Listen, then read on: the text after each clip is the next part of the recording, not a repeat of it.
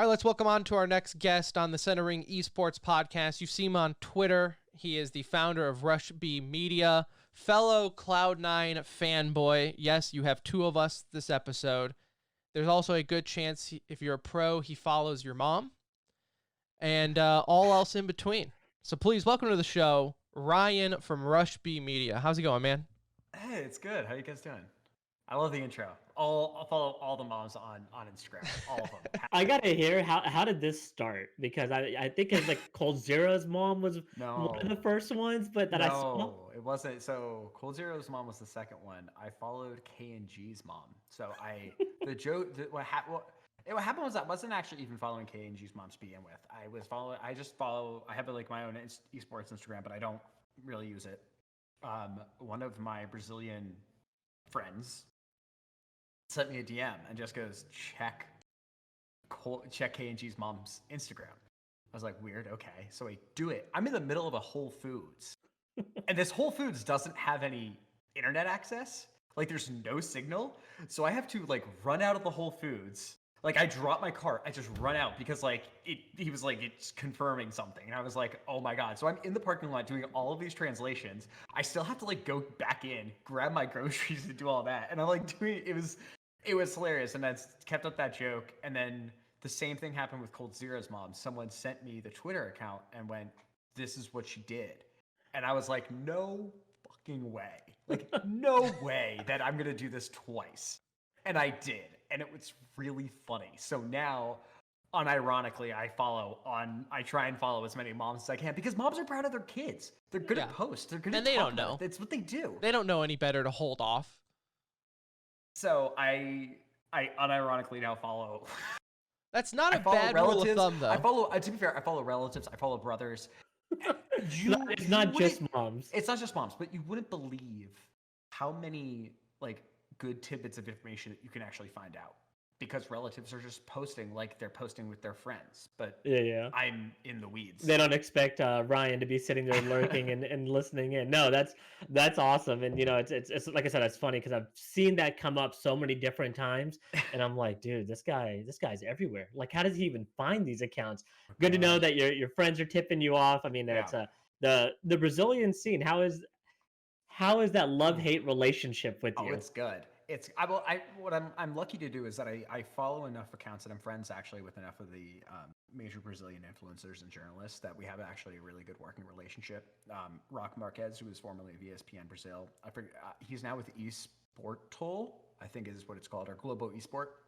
He and I have worked together, I think, on reports dating back for almost 2 years at this point. He was a person that's really helped me understand more and learn more about how to actually do reporting and journalism. And so he and I joke all the time. Then guys over at Draft 5, which is another Brazilian outlet, we joke all the time. And then guys like Memes, HLTV, his name is Lucas. We've played Among Us before. Yeah. Like, it's just being able to understand those jokes and do those jokes and then have those people kind of joke back with you. And you do it in a lighthearted way. But we both understand that there's lines that get crossed, right? And it's you have to be active in going against those lines that get when people toe that line and when they cross the line, you have to call them out. You just have to. You have to set that bar and you have to set that line of where the joke actually is. So when everyone looks at it and says, "Oh, Brazil hates you," they don't actually hate me. They love to hate me.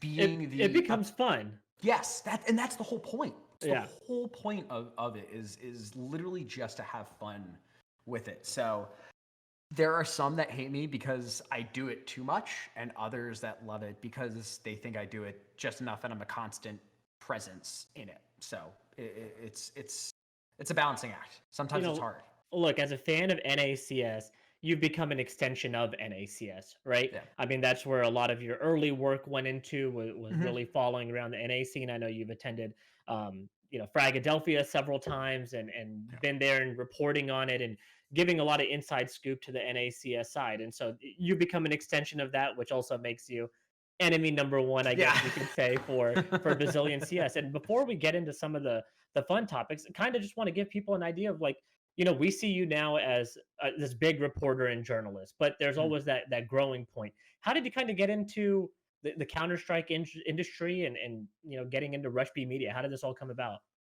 So in 2008, I was extremely into Halo esports. Halo 3 esports was the jam. 2008, the MLG circuit, I was all about it. We recently had Pistola on the show. No shit. Dream come true. Oh my Dream god. come true. I'm a big Halo guy. Halo and C9. Like, we should be best friends, Ryan. We absolutely have to be best friends at this point. No, my team, I remember the biggest part, and I think the time that I really learned that breaking news was really fun was, if anyone remembers back, I think it was 2008, might have been late 2007, when Walshy left Final Boss, and it was the breakup of that, like, the epic team. Yeah. And I was like, oh my god, this is so cool. This is so exhilarating. And I ran to my brother's room, who could not give a absolute shit about esports. He like played Civ 5, like, and Age of Empires. Like, that was the extent of my brother's like playing video games. And I was like, no, this is cool. And I need to find people who think that this is also really cool. That rattled my world. So we flash forward to 2016. I find Counter-Strike again. I like knew of it, never really got into it. I play on a really shitty laptop. I start watching Pro on Twitch, just seeing if other people are playing it. And then I graduated college and I moved to a new city. I had no one that I knew, completely new, no friends. And so I was like, fuck it, let's just start a podcast. Everyone else does it. Every other white guy who graduates college needs to start a podcast, so let me go ahead. No, it's true. And so I tried to be it was a growing point because I tried to do it. I met with Nell. Do you guys know Nell, the French journalist? Yeah. He was actually... Didn't you report on his face or something? Like, you were yes, it's really funny. It's hilarious. He was actually my second follow ever. He was like, and he like my second follower. Like, when I had no followers, he was my second follower because he... And I asked him later, I was like, why the hell did you follow me? He's like, because you had a podcast in your name and we didn't have podcasts, and so I thought you might be interesting.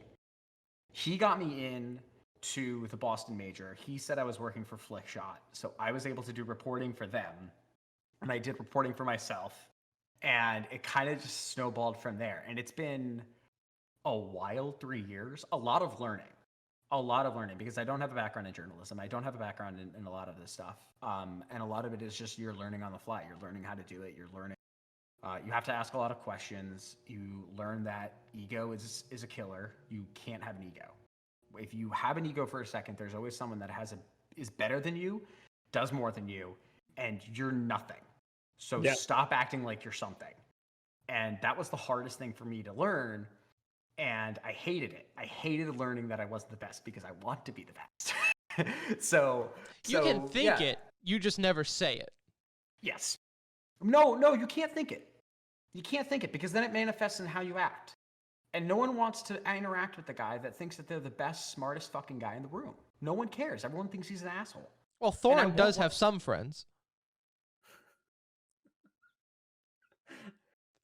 We're finding how far we can push boundaries with you. So you may hear little things like this, and then we'll see the reaction and go from there.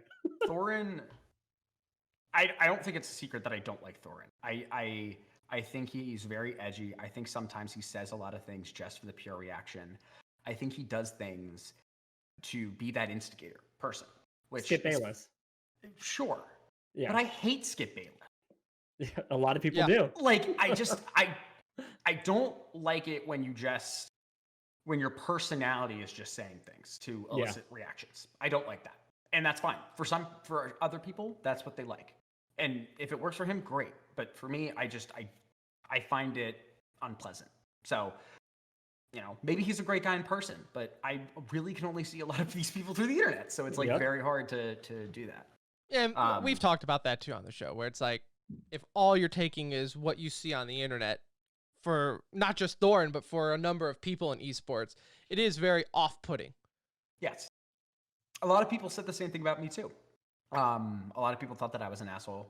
A lot of people have had initial reactions about me, and then once people actually get to talking with me or understand that, like, oh, this is a humor thing, this is a joke thing, there are some things that he says intentionally as jokes, and I try and like highlight that.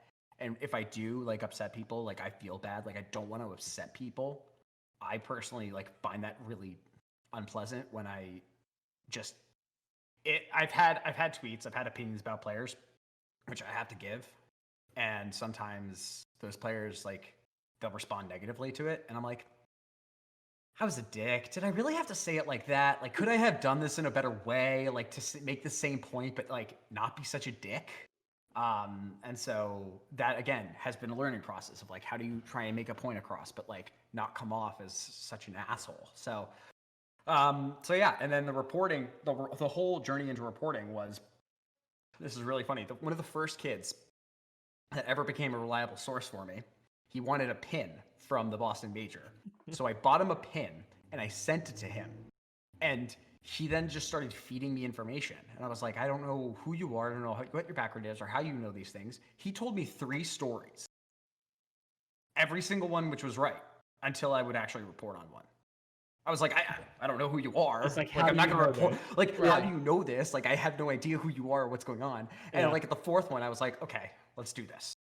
And then it's kind of slowly built from there. It's getting connections with players. It's getting connections with friends of players. It's getting connections with seeing people, and then tournament organizers. And then it evolves into like talking upfront personal background information with the PR teams of these organizations. And that's the point where I'm at now, which is I've made it to the level where I can actually be such a professional in terms of it, and also have the online personality, which I think is the perfect blend for how this all needs to, I think, happen with esports journalism. So if you jumped into CS, let's say hardcore around 2016, I can see why Cloud9 is the favorite. You know, I can see why. Especially if my first event was Boston, yeah. Yeah, like huge. So completely understand that. And so I want to talk about Cloud9 because the Colossus, you know, there is like so much going on here. Obviously, the new roster being signed, a lot of hype around this roster, and now we've seen, you know, 2 relatively big changes in a short period of time, with Kassad, the head coach, no longer being there. You know, rumors between him and Alex maybe not having the same style or whatever it may be, kind of pushing him out. And now the big news, one of what we would consider the star players, Woxic, being released from the team. And so kind of want to get your take, because I've seen a lot of talk around this about, well, they had a hefty buyout on him, that it looks like they're kind of waiving this fee. They've obviously invested a lot into this lineup. And so want to get a little bit of your take on what you think is going on here, and what direction do you see this going? So for the first one, for Kassad, I reported that Elma Putty was going to replace him, which should still be the case. So I think that, number one, is a really good move. I think Elma is a really accomplished coach. He worked with C9 before as an assistant coach, with Valens back like way before. And then when Daps and that core were acquired by Gen G, he shifted over to Gen G. And then Gen G. Yep. Done. So now he's going to be joining them. Woxic leaving is interesting to me. I couldn't get any information. Nothing. No one could tell me conceivably what is happening. It was just non-performative, non-roster issues. Like, it wasn't Woxic is a bad fit for the team. It wasn't Woxic is performing poorly. It was we need to get rid of Woxic. You think it's a personality thing? Because that's what, you know. But I was told by the team, by people background on the team, and I was told by players very close to Woxic himself, it's not a toxicity issue. Like, the whole page was, and I was like, okay, no, but like, really, like, is he toxic? No, nothing. No toxicity is all was the cause. So I don't know what it is. The only things that can come up in my head are he's having visa issues somehow. The COVID stuff isn't going away, so they can't handle him being in Turkey long term. He won't leave Turkey or something or whatever. Like, there's just a million things that I have to think in my head of, like, what is going on. I know in Henry G's comments, in his statement, he did mention like the high ping and his location issue, like the time zone and high ping. I've never heard that in my life for a player getting dropped off a team before, especially one that you touted up so high and paid so much for, and you're going to kick him over a few months with high ping? Well, it's like 4 months. 4 months. Yeah. They signed him September, October, November, December, January. Like, well, no, all of September, it is 3 months because he signed September 19th, right? 3 months and like what, a handful of tournaments, if that? It just, you don't sign someone for $296,000 and then have a mutual termination. Like, not selling him off, does no organization consider him viable? Are you like, are you telling me that no organization out there at all is willing to pay any amount of money for Woxic? Even if it's like 1/10 of the percentage that you're looking for, it's No one's something is better than nothing, right? no one's gonna pay 25K. No one's gonna pay 30K. Like his salary is what 29.6 like a month. Like I get it. I'm sure But- he's willing to work on that number too, right? If there's other options out there and just not paying Right. him as much as he's getting right now. So It's weird. I mean, this whole situation, because we were super hyped, obviously, going into all the announcements. I love the way Cloud9 did it with releasing salary numbers, but it's just a lot of this is almost like biting them in the butt, right? Because now we know too much, and now people have a lot of questions, right? Like, what's going on here? If we didn't know the terms, maybe we wouldn't care as much because, like, oh, there was a trial or whatever, but I kind of disagree with the idea that we wouldn't care as much. I mean, I think we would still care. We wouldn't know the exact extent to how bad it was, but for like Cloud9 to eat $300,000 over Woxic, you have to look at that and go, what? Like, and I don't want to be too harsh, but if I wasn't a Cloud9 fan, and if I wasn't like, I love these guys are great. Like, I'm trying to be really nice here, but this is an absolute fucking disaster. yeah. Like, it's actually kind of inconceivable that you did not understand that in 3 months, a player's value can go from $300,000 to $0, to the point of where you're saying it's a mutual termination. Like,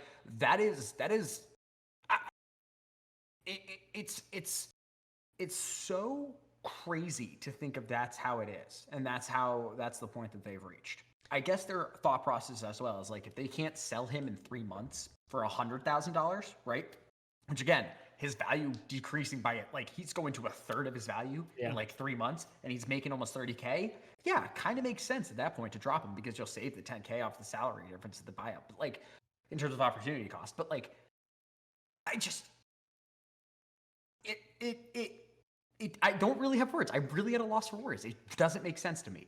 The high ping doesn't make sense. You don't drop a $300,000 asset because you have high ping issues. Yeah. It's bullshit. You figure that out. You figure that part out.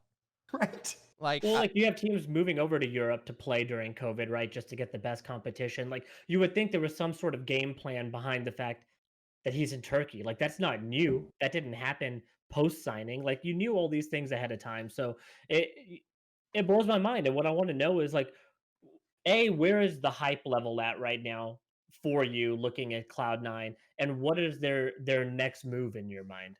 So hype level, obviously, like it hurts. A lot of it hurts. I'm hyped because I think Elma Putty is a really good coach. And I think that under the leadership of Alex and Esatag, you actually have 2 solid players. The core now becoming Zeppa, Floppy, and Mezzi. It's a little underwhelming for Colossus. It's a little underwhelming. Like I hate that word, Ryan. I hate that they're using that word now because it's like they've memed their way. Like you want to talk about you don't want to sound arrogant or cocky. Even in Henry G's statement today, he used that word to reference themselves. And I'm like, hold up. You cannot reference yourself as a Colossus while also saying, this is why we're dropping a $300,000 player for nothing. Yeah. It's incredibly underwhelming to see how a team that with the right stats, and I was trying to give them time. I was like, in 2021, they've had enough time to be together with the coach. If everything stays the same, I'd be like, okay, top 10 or bust. Like that's a team that's top 10 or bust. Like you got to make a change after another 3 months into 2021.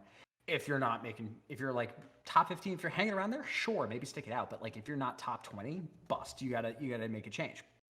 This to me. Zeppa, don't get me wrong, Zeppa is an exceptional player. I love him, and he has such a high ceiling. He is such an incredibly gifted and skilled aimer. He's insane.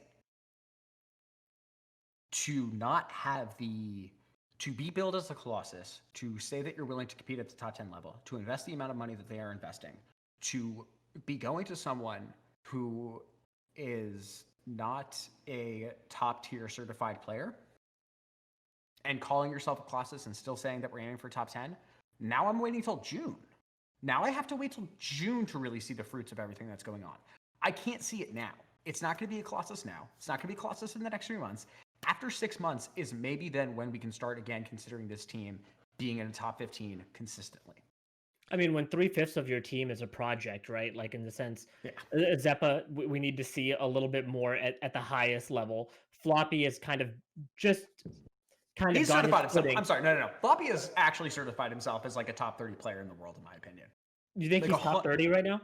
I think 100% he's a top 30 player. Okay, so let's say he's borderline, then at least he's Right. right around there, right? And Sure. then Yeah. Mezzi is a project where I felt like Yes. most Cloud9 fans probably did not know. If you weren't reporting on him, you probably didn't know who Mezzi was prior to their signing. And so Yeah. it's just like there's a lot of work to be done here in a time where NACS is already reeling, right? We were kind of hoping for this next juggernaut team to kind of be up there with the EGs and the Team Liquids, but it feels like we're going to have a little time to wait before we can really get excited about this particular roster. Oh yeah. Let me ask you this then, because I've mentioned this as a Cloud9 fanboy on the show before, and you seem a little bit more optimistic. Me, I'm a lifelong Lions fan. I don't know what optimistic Yikes. means. I'm just constantly negative. I think, do you feel like the hype around this Cloud9 roster, since they've done the rebuild and everything, would be nearly as what it was if it wasn't Henry G at the helm? Like, I'm calling it the Henry G effect because everyone loves him for good reasons, but you have all of his buddies who are also these top tier commentators saying, amazing pick. Whoa, you signed this player. Amazing. That kind of annoyed me. Like, when you look at Esatag, there's no way to cut it. Esatag is not worth $500,000. No. He's not worth $500,000. He was on Astralis for 4 months. It's the Astralis tag. Yep. You buy an Astralis player for $500,000. Like, are you fucking kidding me? Esatag for $500,000? Listen, don't get me wrong. I think the guy is great. I think he's a really solid player. But he's not a $500,000 player. That's Nico. Yeah. That's Nico. That's the top 10 HLTV that's being released right now. If you're $500,000, you're a top 10 player. We know this. And you know why we know this? Because we know the buyouts of these top 10 players beforehand. We know that there is a market value. And Henry G got fleeced. These guys got fleeced. And that's what blows my mind is at a time when everyone's like, oh, there's no more money in Counter-Strike. It's really hard to get players. Henry's going out. He's buying Moxit for $300,000 and then cutting him in a mutual termination for nothing after 3 months. You're buying Esatag for $500,000. The only one to me that makes a whole lot of sense is Alex for $250K.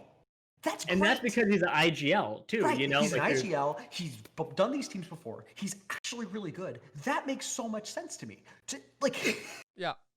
So unfortunately, and I don't want to sound too harsh here, my opinion of Henry G as a CSGO GM is not really high. As a GM, it's really not high. These moves haven't proved fruitful. This doesn't look like $1 million team. And it's definitely unproven. That's where we're at right now. Like this is a very unproven roster now. But this is also the argument that I had against Complexity when they went out and they were buying all of their money. And my point still stands about them. They're not worth it. Those players on Complexity are not worth it. That is not a top 10 team. It's just not. But they've consistently held a top 10 ranking throughout the year, right? Like even if they're not a top 10 team in the sense of like they've won a couple of tournaments, they've played. As a Cloud9 fan, would you be happy if you had Complexity's performance in 2021? If you replicated what they did in 2020, would you be happy with where this team is in 2021? Okay. They finished 7th, 8th at IAM Global Challenge, 5th, 8th DreamHack Masters winner, 5th to 8th Premier Fall 2020, 3rd, 4th Beijing, 7th to 9th Blast Fall, 5th, 6th IAM New York, 5th, 6th ESL Pro League, 5th, 8th ESL Cologne, 3rd, 4th Europe. The one event that they won all year was Blast Premier Spring. Yeah, and that was like their for the amount of money. For the amount of money. This is a very important point because if it's not worth the amount of money, fine team. Right. Top contending team, top 15 team, great. Do you know what they paid for them? Paid a shit ton of money. Like more than. But you saw what the report was for Alexa B. Yeah. It was $1 million. They were going to pay these guys. They were investing millions. They're paying these guys 20, 30K salaries. Upwards of that. Way upwards of that. Like, and when you look at that, again, if you are not in that top 10 consistently, if you're not winning every 5th or 6th event, and give them some credit as well. It's COVID. It's online. Yeah, it's You all don't different. know what happens in LAN. And I think and the other point I have is if it's on LAN, Complexity might be a different team. But other teams have adjusted. Yeah. Other teams have also they're not a surprise anymore, right? You're not going to overlook them either at this point where, Blame F, I think, has proven himself to be one of the better in-game leaders. And I think that pickup was really a fantastic move. And one that, again, if you weren't really following the scene that closely, you probably weren't that aware of oh, who is this Blame F guy that's going to be running this new juggernaut roster? That's really panned out for them, and I think there's some tweaks that could still happen with that team, but I would think that Jason Lake's probably, considering OBO left when he did, and that they had to replace him and find that consistent fifth. I feel like he's probably okay with where they ended up in 2020. Probably not super thrilled and excited, but I feel like they're much more on the rise given where they're at today than what I could say positive about C9's future in 2021. I think there's just so much uncertainty behind this roster. Even if we say Zeppa is the fifth, I would have loved to see kind of where I want to take this actually is Twist. Twist is a name that would have got me excited. Yeah. And but I don't know. Again, you just blew $300,000. So, are you going to just... Well, Ryan, if you're blowing 300,000, what does it matter to spend another 500 on Twist at this point? If you got 300 to blow, I don't even know how much Twist would be. I don't even know. Any word on his future? Because I want to hear about. He said he was leaving. I believe he said because he wants to compete in Europe. Is that correct? Yes. He has a girlfriend who is based in Germany, and so he did not feel like going back to the U.S. with COVID going on.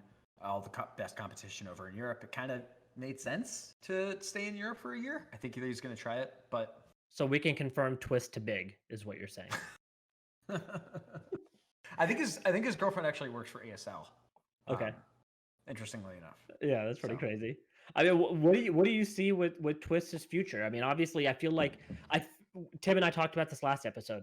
I feel like he should have his pick of the litter. Wherever Twist wants to go, Twist should be able to go. Now, assuming that they have a roster spot available, only a couple teams really, kind of popped out as, this could really be a potential landing spot because of their current situation. Mouse Sports came to mind. FaZe Clan potentially came to mind as an international type roster. Are there some other big team names that we should keep an eye out for a good landing spot for him? Well, G2 is international. That's true.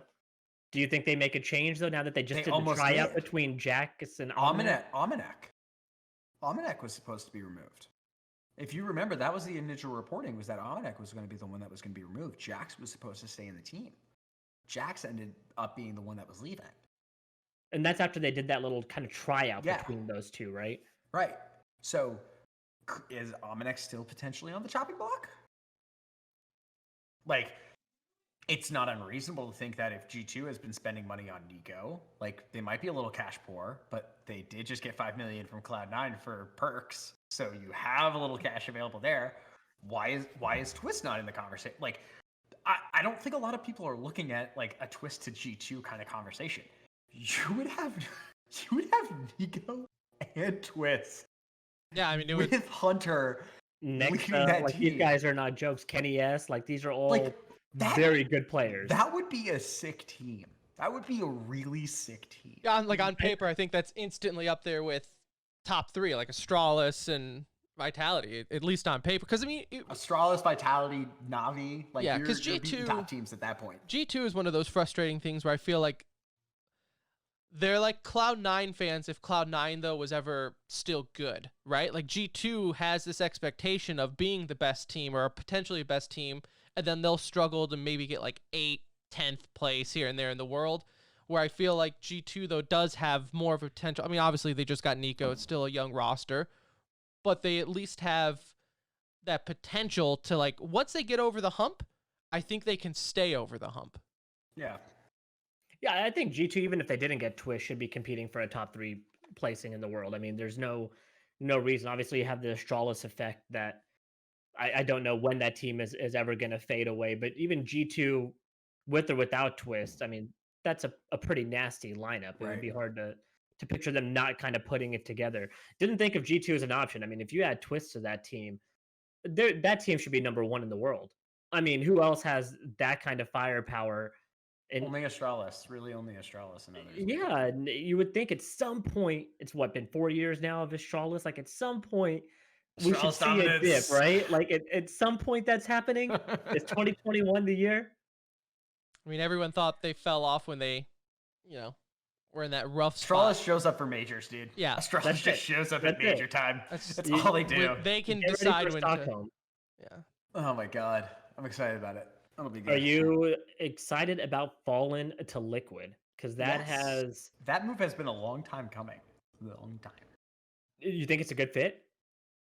If they give him the Opera and IGL role, if they don't, I don't know why they picked him. Why in would all you sign honesty. him if you didn't give him those two? Right, things? but those are currently up for discussion. I don't know what the full. I think Stewie might still be the IGL right now. Fallen is going to be a secondary caller. He's going to be Stewie's the one that wants to institute the game plan. Moses is apparently trusting him with it. That's what I last heard. Could have changed at that point. So it's always important to preface it with that. With anything. Like that was the plan prior to Fallen coming, or that's what you heard was happening after Fallen? That's what I've heard kind of in the immediate aftermath of him joining, was that Stewie was going to keep control of the IGL role. And Fallen was going to be opping as well, but Fallen would be supporting Stewie in terms of calls, not Fallen calling and Stewie supporting. In terms of coming up with creative mid-round idea suggestions, trying to flex out different strats. I think it's going to be a triad of Moses and Fallen and Stewie trying to really figure out what's going on, but we'll see. Do you think this elevates them back to a top position within NA? Or not NA. Obviously, within NA, they are right there, 1-2. But in the world, do you think this elevates them back to like when we were seeing Intel Grand Slam type team numbers with Liquid? Like, do you think they have the potential to get back to that point with this roster? No, I don't. I don't think they do, which hurts. But I don't think they have that potential to elevate themselves there. I don't think Fallen is the missing crucial piece there. Nitro was the only one and you can't replace Nitro in my opinion. You can't. Fallen, I think, has spent too long in a team, and he was too ingrained inside of a team, and I think he lost his edge. I think he is a great player. He's a great historical player, great leader. But he fell off with MIBR, and I don't see it coming back. We've kind of... And that's what I said last week. Same thing. We were saying the same thing and I don't like... Because when I first heard Fallen going to Liquid, I was super excited just for on paper, it's exciting. But now that you're telling me that they're not going to necessarily give him the keys to the IGL car, a little nervous now because to me, Fallen is that type of player where when Fallen was Fallen, like when he was, the guy, he had such like a dominating presence about him. Like those guys on, SK at the time, they looked up to his IGL, right? Like they would follow that guy off a cliff, right? Because they believed in him. If he said it's going to be okay, they believed it. Like how you said, though, he lost that edge, and that's when that MIBR roster kind of falling apart because you saw that disbelief. So now he's kind of going to Liquid. I don't want to say with his tails in between his legs, but like you said, mentally out of it, right? Like this is... Yeah. It's just been a while. It's been a long time, right, since we've seen Fallen at that level. And if he brings it back, great. I think everybody in NA will be thrilled for it. But he's also got to prove that. Like this is a reset button for him, and kind of a reset button for all of NACS. That's what we've seen in 2020. 2020 was a really tough year for NACS. I don't think CS as a whole had some really bad spots. The coaching bug, the stream sniping incident, the potential of MDL match fixing going on there. None of these are big deals, though. Those are all small things. Okay? Small things that happen in NA all the time. Little things. So CS will survive that. What I don't know is the future of NACS. I'm very concerned as a lifelong CS fan. We've been playing it since 2000. We've just loved the game. To see NA fall off the way it has this past year is concerning. Valorant is the big brother now. I feel like they've showed up. They're at the doorstep. They're knocking. And now they're starting to invite everybody over, right? And we've seen a huge shuffle happen from primarily the MDL circuit shift over to Valorant and kind of become big names there. Do you see this trend stopping anytime soon? Because I feel like it's going to be really difficult for CS to kind of regain its position that it had. Doesn't mean it's dead. It's just it might not be as big as it was 2017, 2018, early 2019. I think with MDL's and ESEA's recent changes, the $14,000 cash cups, you're seeing Premier now giving guaranteed automatic promotion into ESL Pro League. You're seeing 4 seasons of which means that you're having 4 teams consistently go up and have the opportunity to do so. You're going to actually see a lot more changes happening. I think the scene is already going to be revitalized again with these changes, and I'm actually excited about it because of what ESEA is doing right now. And they don't get enough credit for this. And it was something that I hammered. I hammered on publicly. I was like, I'm going to say something a little bit controversial right now. This might get me in trouble. When the whole Chris J CSPPA thing, when everyone was like, NACS is dying, woe is me, everyone decided that this was the greatest opportunity to talk about or care about NACS for like 3 days. Yeah. And then not talk about it a single day since. No. Meanwhile, people like me, people like Note, people like the writers over at Dust 2, people at HLTV, like MDL scene people, the casters, we've been talking about this for years, and it's been falling on deaf ears. No one cares. And they cared about it for 3 days. They made us think about it. They said all these promises, and then no one actually cared to do anything else after.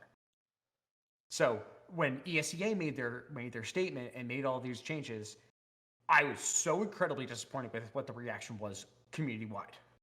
No one cared except for NA people. Yeah. And it was opportunistic of what happened. I mean, it's maddening. For that week-long period. It's it was maddening. so maddening. I was out of my mind. Ryan, I'm still out of my mind. if you ever come to Dallas, you come stay at my house. We'll with your newborn baby. I mean, yeah, but you can help take care of my 2 kids even, because I legit just wrote a blog post on our website about just that. I legit just posted it last night saying, so are we still upset with the CSPPA?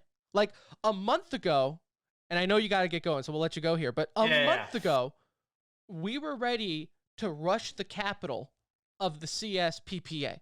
Like we were ready to go full U.S. Capitol insurgent mode on the Players Association, and now nothing. Do we just don't care anymore? It's gone. You just forgot. Oh, it was just a thing. That's kind of like Twitter drama for you, though, in that sense, right? Like it comes in waves, and then it's like gone. But you know what? It was psychotic. It was psychotic levels.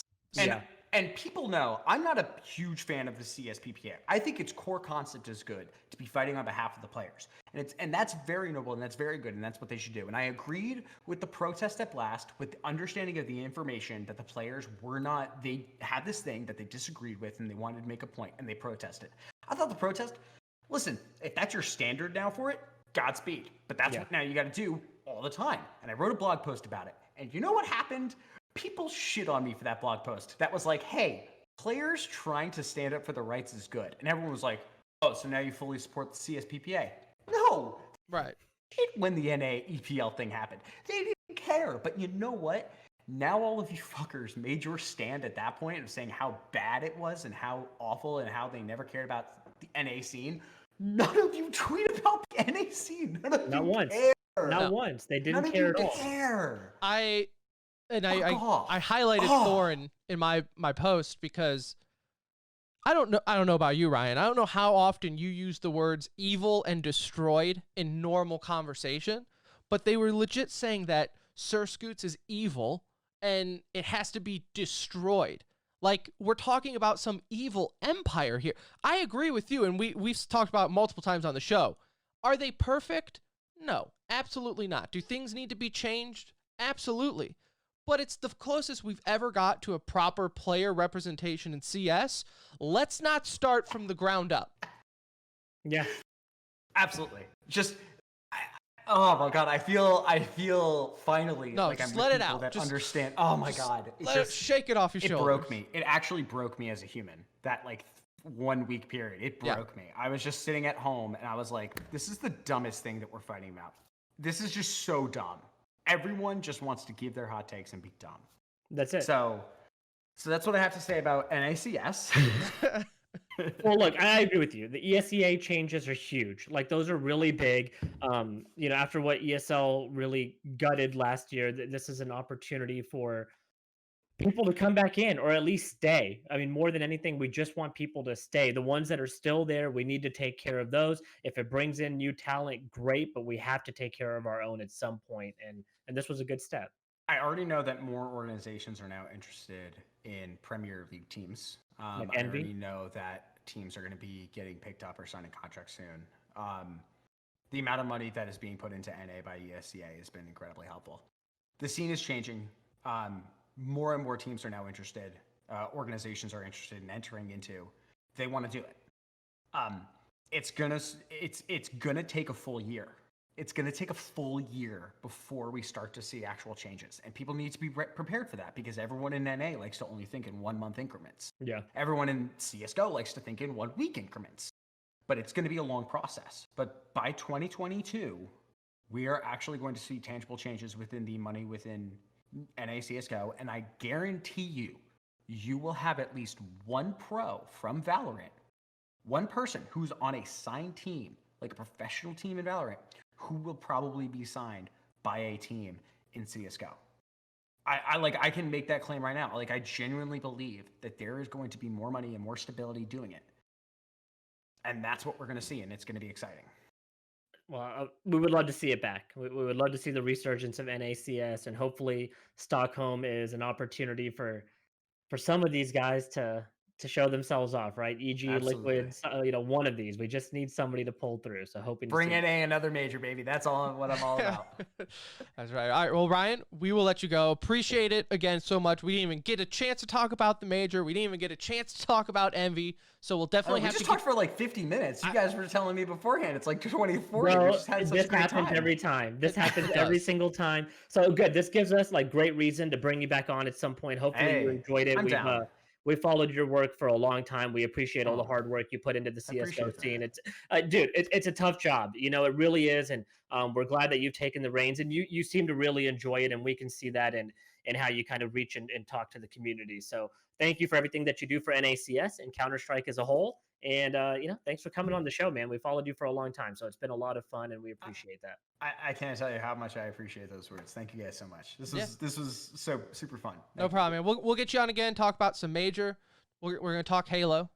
Please. Look. Anuj didn't follow it. I just need someone to talk Final Boss with. It's the biggest, and I've told him. Give me straight ripping though. Give me straight ripping. I want to talk about Snipe Down. I want to talk about Snipe Down, who's an Apex player now. It's the biggest shame in esports that we let those brands go away. Like, Final Boss needs to be an org. Like, release it. And for somebody that doesn't follow Halo and knowing like finally who they are and what they've accomplished, that should mean at least something. So yeah, we'll revisit this again. We have so many different things we can talk about, whether it's CS or otherwise, and we'll definitely make that happen at some point.